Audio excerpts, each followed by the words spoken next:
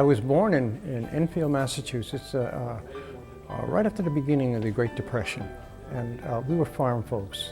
We lived on Prescott Ridge Road. Our family had lived in all four of the Quabbin towns, both maternal and paternal parents, and since before the Revolutionary War. We had sent several soldiers off to the Civil War, and many of them didn't come back. So we have a long history and strong connection with the valley. We loved it then, I love it now. I can't go back to the places I want to go, but I come as close as I can. On the last Tuesday in the month of August, we offer a boat ride for former residents of the Swift River Valley. For folks who lived in the valley or were descendants of folks from the valley, it's an opportunity for them to go out and visit areas in the reservoir that they might not necessarily have the opportunity to see. And so it's a way of us with the Department of Conservation and Recreation giving something back to the former residents, recognizing the sacrifices that were made so that the Quabbin Reservoir could be built.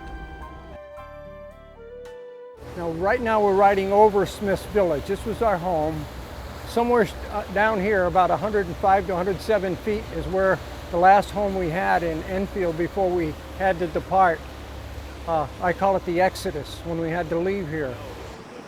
The trip covers part of the 25,000 acres of the Quabbin Reservoir. Some of the things we see are old roadways that come down into the reservoir that ran through the valley prior to 1938.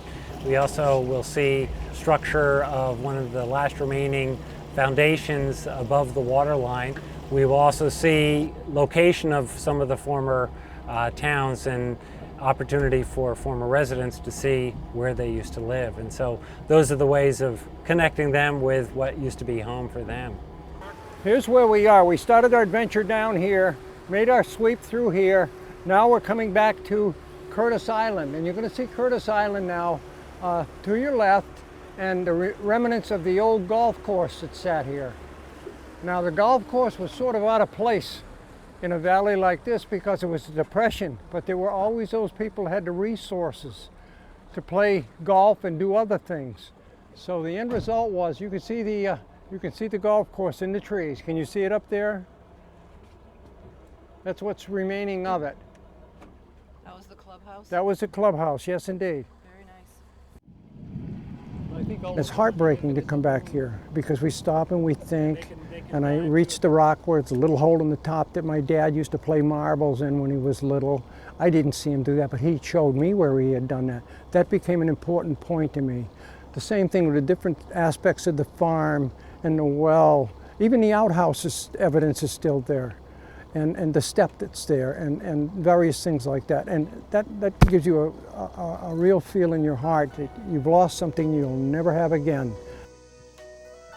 I think it's a really poignant opportunity for the residents to get out and revisit. For some folks, they have not been back in this area since they originally moved out of the valley. There are other folks who we see on a more regular basis that attend the Tuesday teas, that for them they make it as part of their annual pilgrimage to Quabbin. But you really understand and appreciate what was here, what was lost, what home really was for the folks who used to live here.